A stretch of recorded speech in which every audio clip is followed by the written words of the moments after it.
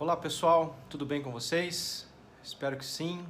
Todos são muito bem-vindos para esse nosso momento de culto, momento que, mesmo distantes socialmente, sem poder nos encontrar fisicamente no nosso prédio lá da igreja, mas é um momento onde a gente se reúne para cultuar, para louvar, para adorar o nosso Deus.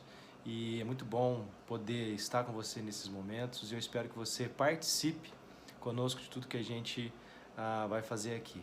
Eu quero dar início nesse momento com uma oração. Quero te convidar para orar comigo. Pai, obrigado porque o Senhor é um Deus bondoso, o Senhor é um Deus misericordioso, o Senhor é um Deus que está conosco, ó Deus, todos os momentos da nossa vida. Nós queremos exaltar o Seu nome por tudo que o Senhor é, tudo que o Senhor representa para nós, a possibilidade desse encontro, de estarmos reunidos, mesmo longe um dos outros, mas no mesmo espírito, no só coração, por causa de Jesus e por causa do que Ele fez por nós naquela cruz, por causa da presença dEle e Sua, através do Espírito Santo aqui conosco. É por isso que nós nos reunimos aqui, por isso que nós fazemos as nossas orações, por isso que nós cantamos os nossos louvores. E a gente ora para que realmente aí tudo isso que a gente vai te entregar agora como canções, como meditação do nosso coração, tudo possa ser agradável aos teus olhos e uma forma da gente também declarar o nosso amor, a nossa adoração pelo Senhor, que o Senhor receba em nome de Jesus. Por isso que nós oramos, em nome dEle que nós oramos, pedimos e agradecemos. Amém.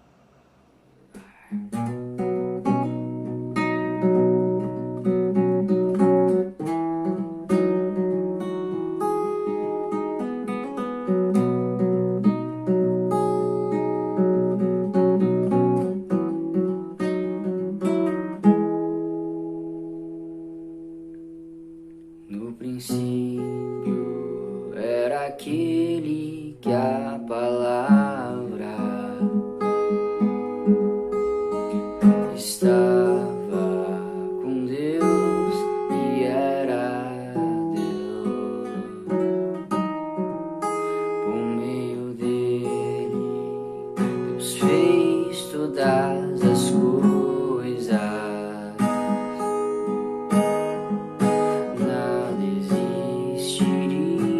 Se não fosse por Ele é a luz, brilha na escuridão, as trevas não podem o deter, a plenitude toda a criação, palavra eterna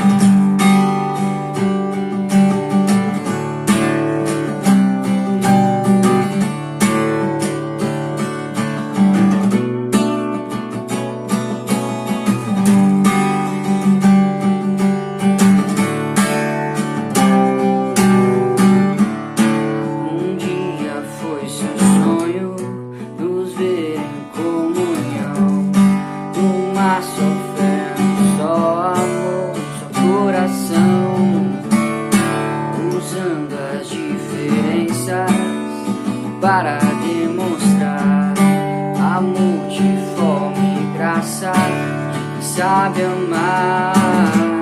Levantamos a bandeira, unidade sem igual.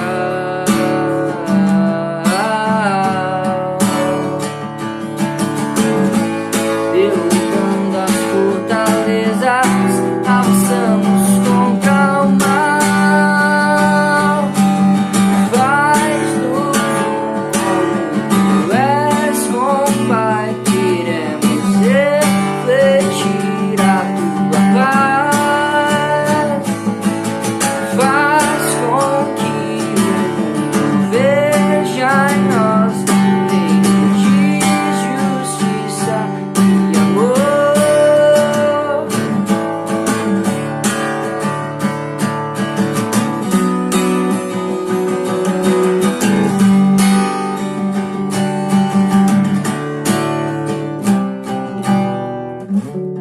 Um dia foi seu sonho nos ver em comunhão, numa só fé, num só amor, num só coração, usando as diferenças para demonstrar a multiforme graça de quem sabe amar.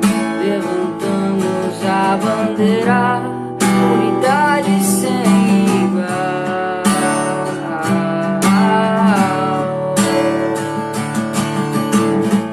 Derrubando as fortalezas, avançamos contra o mal. Faz-nos como tu és, com Pai, queremos refletir a tua paz. Faz com que o mundo veja em nós teu reino de justiça e amor. Faz-nos como tu és, com Pai, vamos refletir a tua paz. Faz com que o mundo veja em nós teu reino de justiça e amor.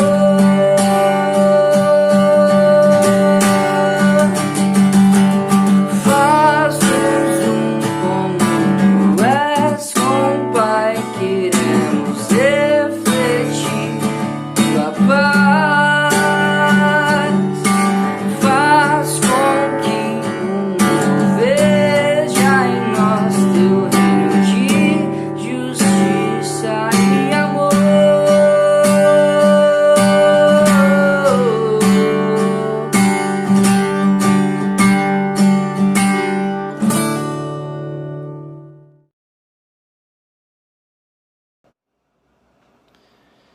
Vamos orar mais uma vez?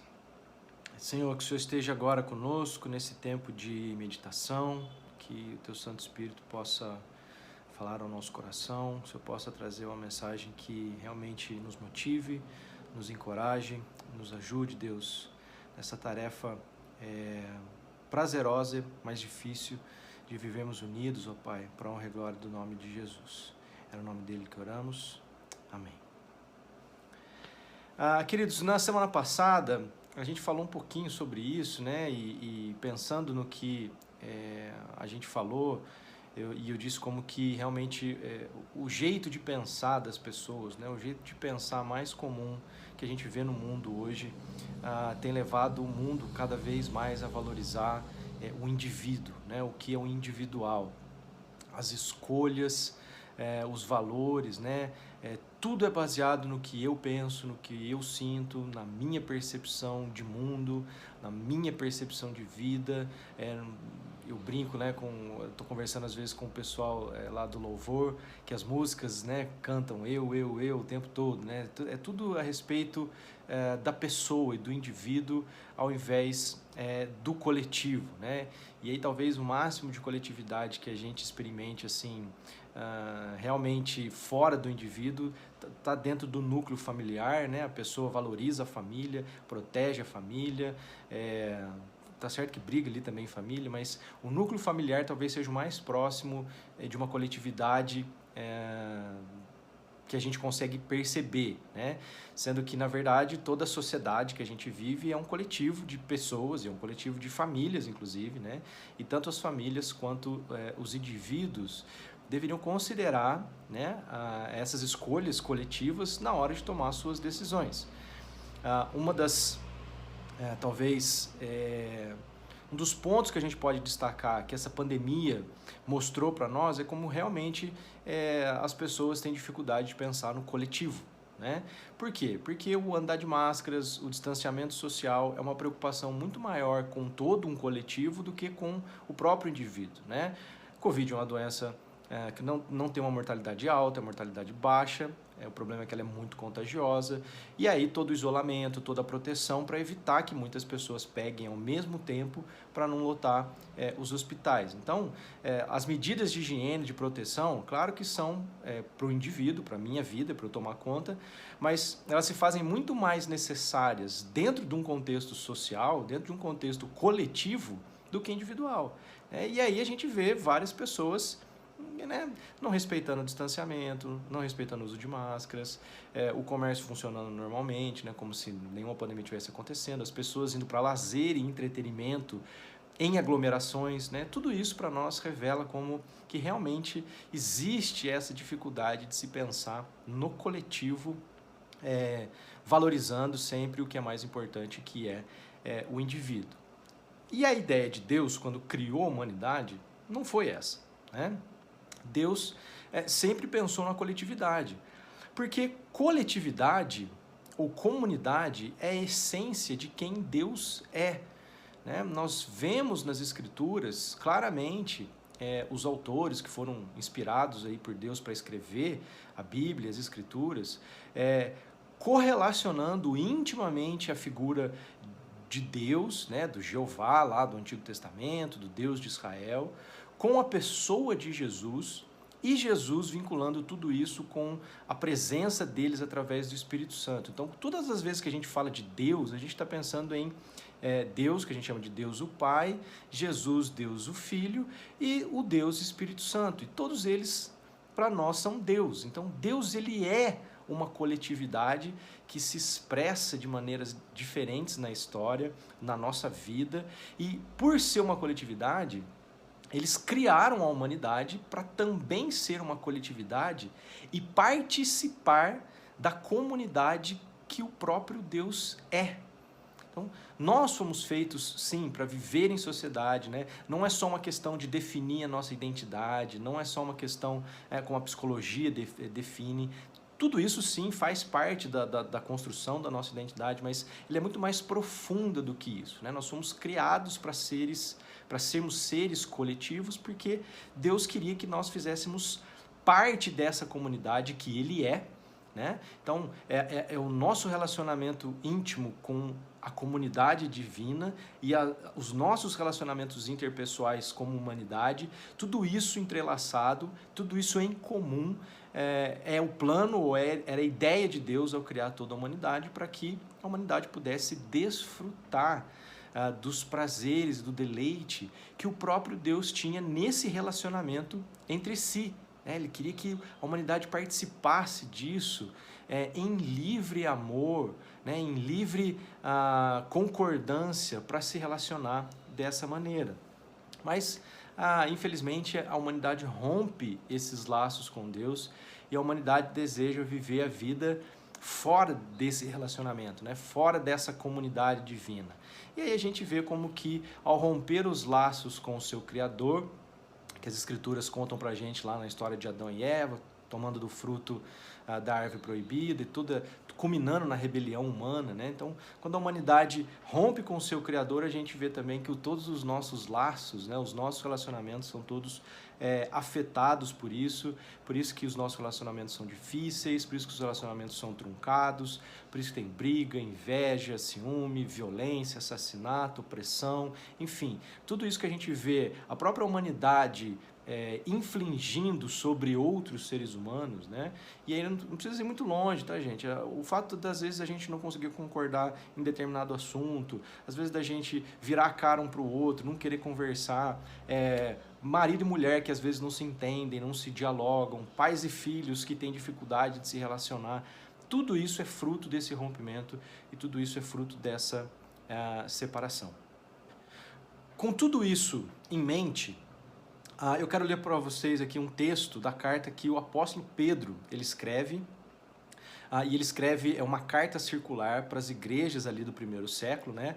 Porque as igrejas do primeiro, qual que é o contexto dessa carta, né? As igrejas do primeiro século, quase que todas elas, na sua grande maioria pelo menos, a gente não dá para afirmar todas, é claro, né? Mas pelas cartas que a gente vê nas escrituras, as igrejas elas lutavam nessa questão de relacionamento com relação às diferenças culturais, né? A gente sabe que as igrejas do primeiro século elas são formadas por judeus, né, que aceitaram Jesus, creram em quem Jesus era, creram no seu sacrifício, creram na sua ressurreição, ou creram no testemunho daqueles que viram todas essas coisas, e de não-judeus que também creram nas mesmas coisas. Então, essas pessoas costumavam se reunir e conviver juntas. E o judeu tinha toda aquela questão da identidade nacional do judeu está intimamente ligada com a religião ou o judaísmo, né? Então, o estilo de vida do judeu era cheio de rituais, era cheio de leis e mandamentos que ele tinha que seguir para ser o povo de Deus, para estar dentro da família de Deus. Eu estou usando a linguagem que o próprio judeu usaria, né? E o não-judeu não tem esses costumes, né? De alimentação, de dias sagrados, de rituais de purificação. Então, quando esses dois grupos têm que conviver junto dentro da igreja, vários conflitos surgem daí. E é nesse contexto que Paulo trabalha a questão da unidade entre eles. Pedro também vai fazer a mesma coisa, por exemplo, né?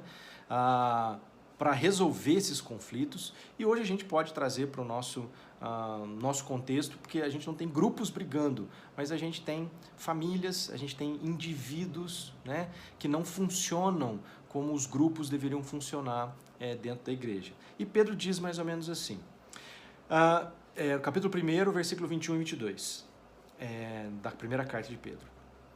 Por meio de Cristo, vocês vieram a crer em Deus, depositaram a sua fé e esperança em Deus porque Ele ressuscitou Cristo dos mortos e lhe deu grande glória. Uma vez que vocês foram purificados dos seus pecados quando obedeceram à verdade, tenham como alvo agora o amor fraternal sem fingimento. Amem uns aos outros sinceramente de todo o coração, pois vocês nasceram de novo, não para uma vida que pode ser destruída, mas para uma vida que durará para sempre, porque vem da eterna palavra de Deus. Essa palavra é a mensagem das boas novas, das boas notícias que lhes foi anunciada.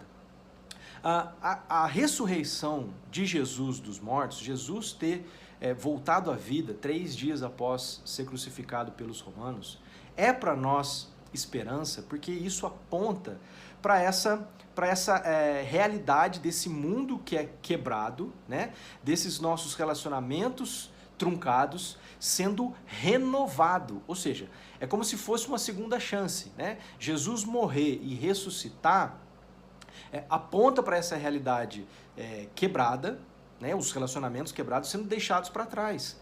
Por quê? Porque Jesus ressuscita para uma nova vida, Jesus ressuscita em glória, né? E nós também depositamos a nossa esperança de que se isso aconteceu com Jesus, isso também acontecerá conosco e eu não estou falando aqui só numa perspectiva futura, estou dizendo que a morte e a ressurreição de Jesus apontam para um mundo que é quebrado e está sendo restaurado, né?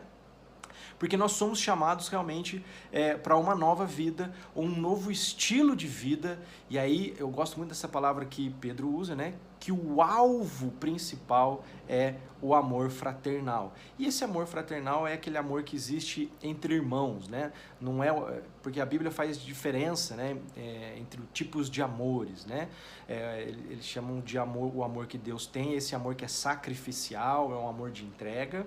Existe aquele amor erótico, né, do homem pela mulher, do marido pela esposa. E existe o amor fraternal entre irmãos, por exemplo, onde não existe essa atração física. Então, é esse tipo de amor que é mais parecido, não é mais parecido, mas é o laço que nos une, né, uma vez que nós não temos vínculo de sangue genético uns com os outros. Então, por isso que o amor fraternal, esse é o alvo que une a humanidade, apesar de todas as suas diferenças. E por causa disso, né, por causa do que Jesus fez, da sua morte, a sua ressurreição, é isso que nos traz esperança dessa nova vida. E Pedro, depois desse texto, ele começa o capítulo 2 com: portanto, né, ou seja, por causa disso, por causa do que Jesus fez, por causa dessa esperança, por causa da ressurreição, por causa da expectativa da restauração de todas as coisas, e aí a carta vai discorrer sobre como que essa nova vida deve se parecer, né? Como que a gente vive esse novo tipo de vida hoje. Por isso que não é uma realidade só futura. Como é que, por causa do que Jesus fez lá no passado, hoje eu tenho toda a expectativa e esperança dessa nova vida, né?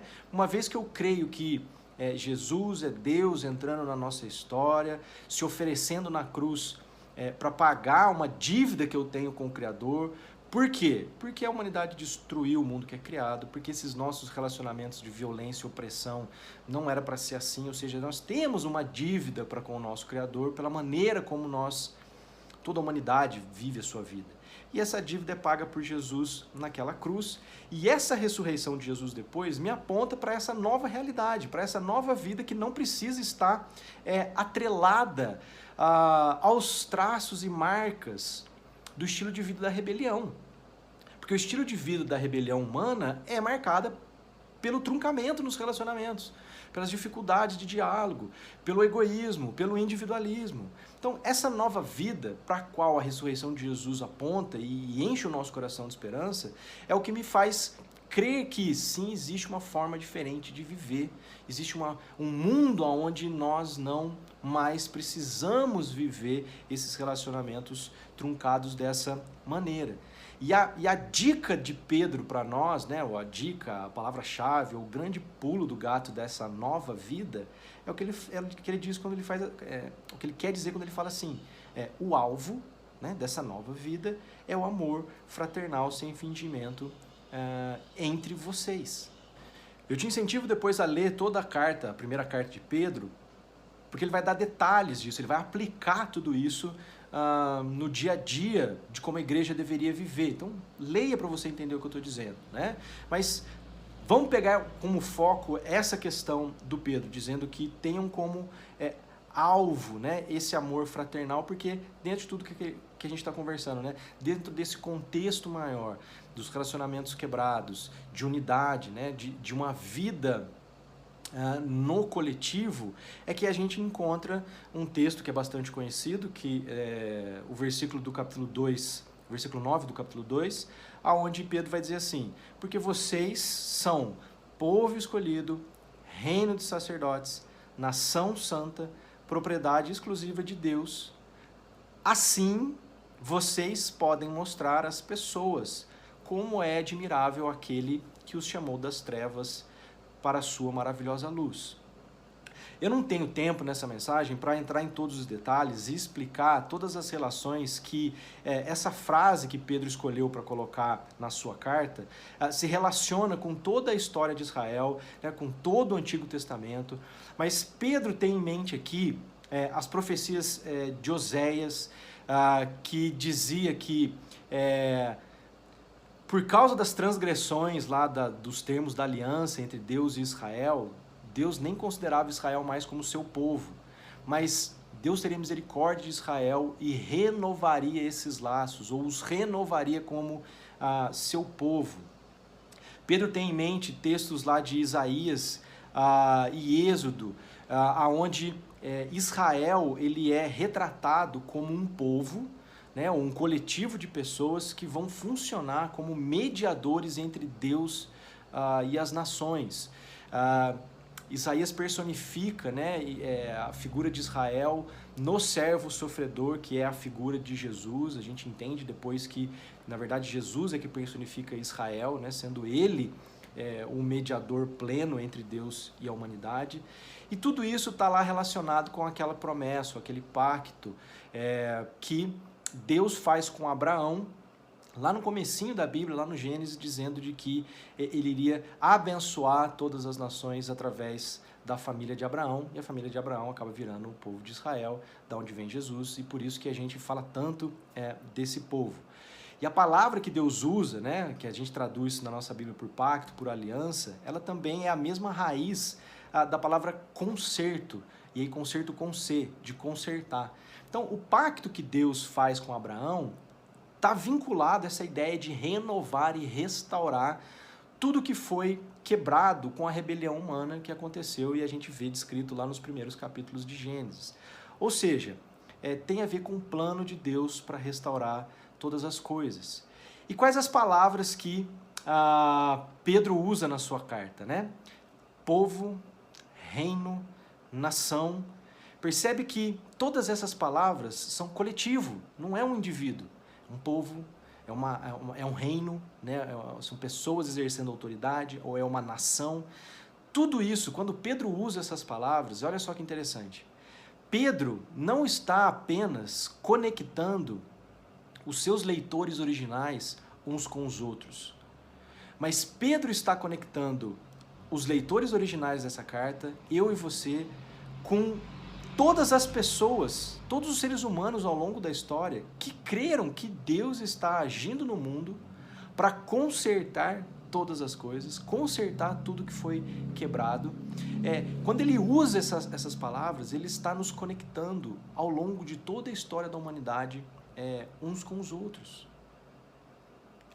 Aí o texto continua, assim vocês vão mostrar. Ou seja, nós vivendo essa vida no coletivo, né? Nossa vida como igreja hoje, hoje, nós, comunidade aqui em São João da Boa Vista, aprendendo a viver e a pensar nisso, que as nossas ações no coletivo, quando o que Deus fez por nós nos conecta uns com os outros e nos conecta com todos que do passado creram em Deus, que Deus estava renovando todas as coisas, e nos conecta com todos que ainda no futuro virão a crer nessa mesma notícia. Eles nos conectam todos uns com os outros, nos fazendo povo, nação, reino, família de Deus, né? E aí eu gosto muito dessa expressão, família de Deus, porque é nessa coletividade, né, ou nas nossas ações coletivas, que nós mostramos às pessoas como é admirável aquele que nos chamou das trevas para a sua maravilhosa luz. Aqueles que nos chamou de uma vida egoísta, de uma vida individualista, de um jeito de viver individualista, autocentrado, para a sua maravilhosa comunidade, para a sua maravilhosa forma de ser coletividade. Por isso que quando nós agimos juntos, quando nós juntos testemunhamos, agimos no mundo, nos amamos, nos esforçamos para, sim, nos amar e sermos unidos e vivermos coletivamente. Aí sim, nós mostramos ao mundo quão maravilhoso é Deus, Jesus, Espírito Santo, essa comunidade que entrou na nossa história para dar a vida, para que nós pudéssemos fazer parte dessa coletividade. Amém? Baixa a sua cabeça aí, querido. Tenha um tempo de oração, colocando essas questões diante de Deus, de como que realmente nós somos afetados por esse modo de pensar individualista, né? E como que esse cenário de pandemia pode piorar muito isso, né? Porque a gente está longe uns dos outros e a gente pode acabar se isolando, né? O que não é bom, mas também pode e nos dá a oportunidade de demonstrar muito mais quanto a gente se preocupa com o outro, né? Tomando todas as medidas e cautelas para proteger o outro e dessa forma também pensar como que nós podemos, mesmo distantes socialmente, continuar sendo povo, reino, família de Deus, testemunhando de Jesus. Coloca essas coisas em oração, querido, enquanto você escuta essa próxima canção.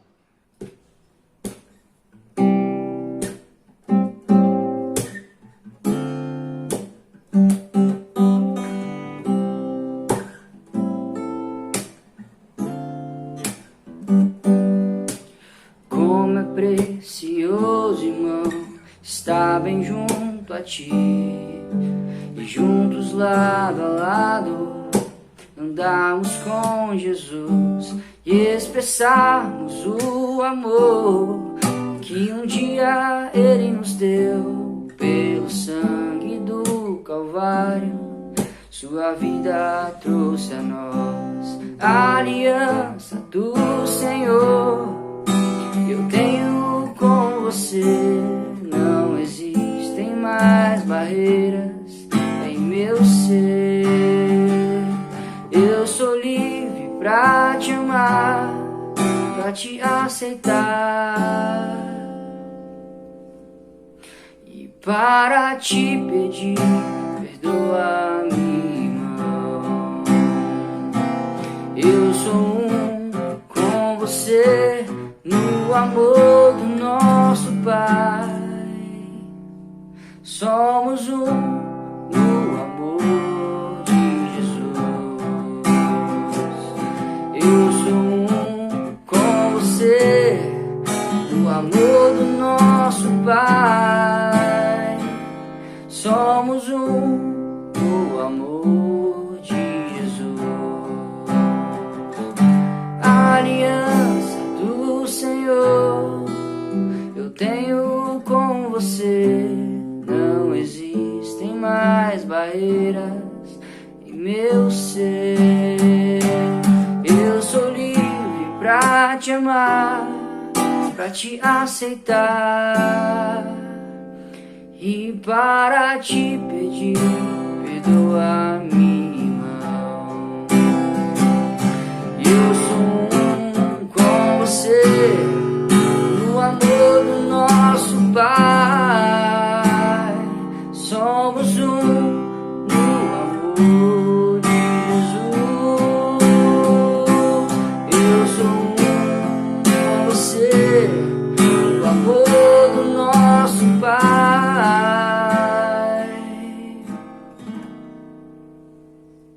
Somos no amor de Jesus.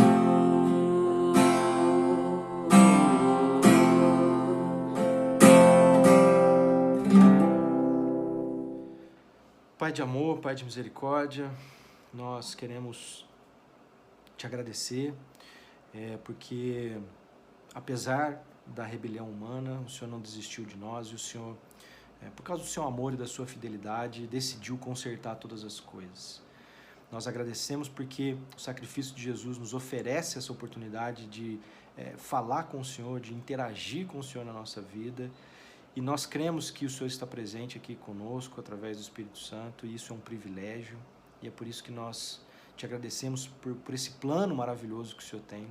E a gente pede para que tua presença em nós nos ajude, Deus, a realmente nos esforçar para abandonar esse jeito de pensar autocentrado, egoísta, individualista, para que a gente aprenda a pensar no coletivo e para que a gente, como teu povo, né, como teu povo, como a tua família aqui em São João da Boa Vista, nós possamos nos unir em ações que testemunhem da grandeza, da bondade, da graça, do perdão, enfim, da maravilhosa luz para a qual o Senhor nos chama para viver, né? Viver testemunhando de como o Senhor é bom, é misericordioso, de como que o mundo restaurado vai ser maravilhoso quando for pleno. Hoje a gente sabe que a gente tem vislumbres disso, mas a gente ainda vive nesse mundo quebrado, mas a gente pode experimentar quando realmente nos esforçamos para amar uns aos outros fraternalmente, sem fingimento. Então a gente quer que o Senhor nos ajude a viver isso e que a nossa vida nesse coletivo realmente glorifique a Jesus, o nosso Senhor e Salvador. É no nome dele que nós oramos. Amém. Que o amor desse Deus fantástico, a graça do Filho, Jesus, que veio para nos dar perdão, e a presença deles através do Espírito Santo, estejam com todos vocês, com toda a igreja de Deus espalhada pela face da terra, ontem, hoje e amanhã e para todo sempre. Amém e amém. Queridos, uma boa semana, Deus te abençoe.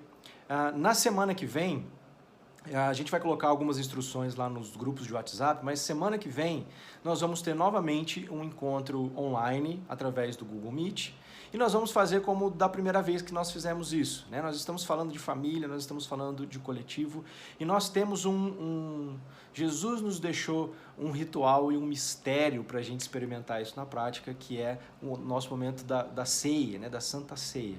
Então, eu quero dizer para você que domingo que vem, com as pessoas que estão na sua casa, por favor, não aglomere, não precise combinar nada para estar junto nesse momento. Com as pessoas aí na sua casa, prepare uma refeição, né? Prepare uma ceia, uma refeição para a gente estar juntos às 19h30 no domingo que vem, diante da mesa, cada um na sua mesa, cada um aí com quem está em casa, diante de uma refeição. E depois, nessa refeição, nós vamos celebrar a ceia que Jesus nos ensinou, relembrando, rememorando e participando de tudo que Deus, Jesus e o Espírito Santo estão fazendo na nossa história e na nossa vida, e eu espero que você participe conosco. Bom, até lá, uma boa semana, um abraço.